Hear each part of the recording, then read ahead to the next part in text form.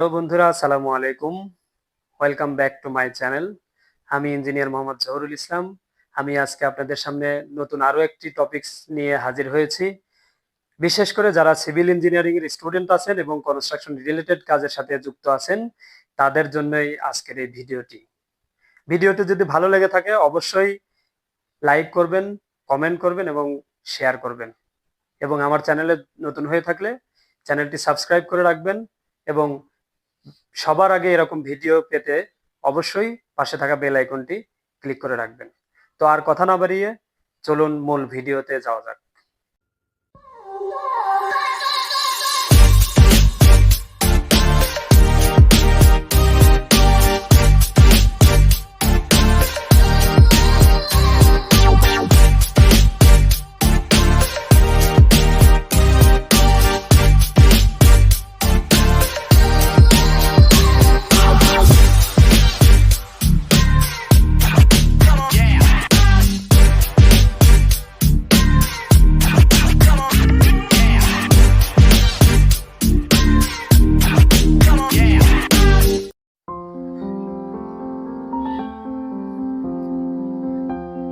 তো আমি যে ভিডিওটা নিয়ে আজকে হাজির হয়েছি সেটা হলো আমরা কিভাবে একটা ফাইলের ড্রয়িং দেখে আমরা কিভাবে সেটা বুঝবো যে আসলে ড্রয়িং দ্বারা আমাদেরকে কি বোঝানো হয়েছে। তো এখানে দেখেন, এখানে আছে একটা হচ্ছে ফাইলের ড্রয়িং। তো ফাইলের ড্রয়িং এর ভেতরে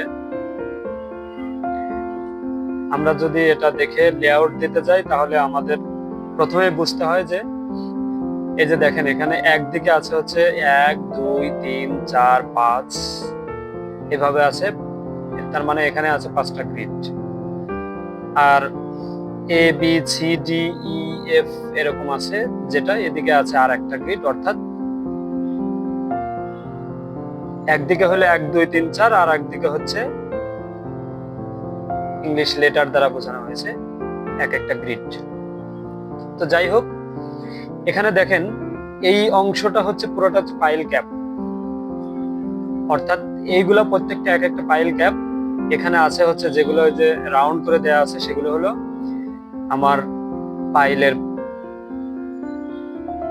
পজিশনটা দেখানো আছে, এবং এখানে আছে মাঝখানে আছে হচ্ছে কলাম, আর পুরোটা মিলে হচ্ছে ফাইল ক্যাপ। আর এটা হচ্ছে দেখানো আছে যে 2P1, অর্থাৎ এখানে দেখেন এখানে P2 আর হচ্ছে P1, অর্থাৎ এই প্লটে আসলে দুই রকমের ফাইল দেখানো আছে।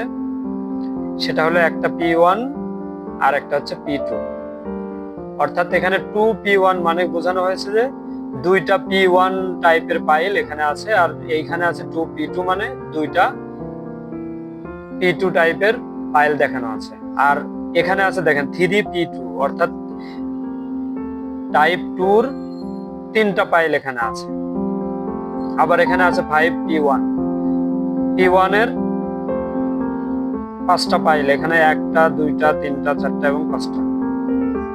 তো যাই হোক, যখন আমরা ড্রয়িং দেখে লেআউটটা শেষ করব, লেআউট কমপ্লিট হওয়ার পরে ফাইলের পয়েন্টগুলো আমরা দিব। ফাইলের পয়েন্ট দেওয়ার পরে যখন আমরা মূলত প্র্যাকটিক্যালি কাজ শুরু করব, তার আগে অবশ্যই আপনি যখন একজন ইঞ্জিনিয়ার হিসাবে একটা প্রজেক্টে দায়িত্ব পালন করবেন, তখন অবশ্যই কিন্তু আপনাকে বুঝতে হবে যে ড্রয়িং এ আসলে কি বোঝানো হয়েছে, কোথায় কি আছে, সেইভাবে সবকিছুই আপনাকে ডিটেলস জানতে হবে বা বুঝতে হবে। তাহলেই আপনি কাজটা করাইতে পারবেন, না হলে কাজ কিন্তু ভুল হওয়ার সম্ভাবনাটা বেশি থাকবে। তো এখানে দেখেন, যখন আমি ফাইলের লেআউট দেখে ফাইলের লেআউটটা কমপ্লিট করব, তারপর থেকে আমার ফাইলের কাজটা মূলত শুরু হবে। তো ফাইলের কাজ শুরু হওয়ার যখন আপনি ফাইলের ড্রয়িংটা বুঝতে যাবেন, তখন এখানে দেখেন একটা প্রথম দিকে একটা নোট দেয়া আছে। দেখেন এখানে কংক্রিট, অর্থাৎ কংক্রিটের যে নোটটা দেয়া আছে ফাইলের ক্ষেত্রে, কংক্রিট মিক্সিং দেয়া আছে হচ্ছে 1:1.5:3, অর্থাৎ 1:3 রেশিওতে আমরা ফাইলের কাস্টিংটা করব, মিক্সারটা আমরা রেডি করব। তার মানে এরপরে এখানে দেয়া আছে f prime c is equal to 28 day cylinder tray string 300,000 psi। অর্থাৎ আপনি যখন ওই কংক্রিটের সিলিন্ডার টেস্ট করবেন 28 দিন পরে, যখন আপনি সিলিন্ডারটা টেস্ট করবেন, তখন সেই সিলিন্ডারের স্ট্রেংথ, কম্প্রেসিভ স্ট্রেংথ আসবে হচ্ছে আপনার 3000 psi। অর্থাৎ আপনি যদি 1:3 রেশিওতে আপনি কংক্রিটটা মিক্স করেন, তাহলে সেটা 28 দিন পরে সেটার সিলিন্ডার টেস্টের রিপোর্ট যদি আপনি নিয়ে আসেন, তাহলে দেখবেন যে সেখানে 3000 psi আসতে হবে। অর্থাৎ এই পরিমাণ ধরেই আপনার এই পাইলের ডিজাইনটা করা আছে। এরপরে সিমেন্ট কোর্সেক স্যান্ড অর্থাৎ এফএম যেটা হবে, বালি আমরা যেটা ইউজ করবো সিলেকশন স্যান্ড হিসাবে, সেটার এফএম ন্যূনতম আপনার 2.5 মিনিমাম হইতে হবে। অর্থাৎ 2.5 mm হইতে হবে তার এফএম, মানে ফাইন্যান্স মডুলাস, অর্থাৎ বালির যে আকার নির্ণয়ের যে এককটা সেটা হলো 2.5 mm হতে হবে। এবং কোর্স এগ্রিগেট দেয়া আছে দেখেন 3-4 ডাউন গ্রেডেড সিঙ্গেলস। অর্থাৎ পাথরের মধ্যে আপনি একটা আছে বোল্ডার ভাঙা পাথর, আর একটা আছে সিঙ্গেল, যেটা ভাঙা হয় না, সরাসরি আমরা ন্যাচারালি যে পাথরটা পাই ছোট পাথর, সেটাই হলো সিঙ্গেল। অর্থাৎ 3-4 ডাউন, সেই সিঙ্গেলটা 3-4 ডাউন হতে হবে। এবং এখানে আরেকটা জিনিস দেওয়া আছে স্লাম। স্লাম হচ্ছে 150 থেকে 200 mm।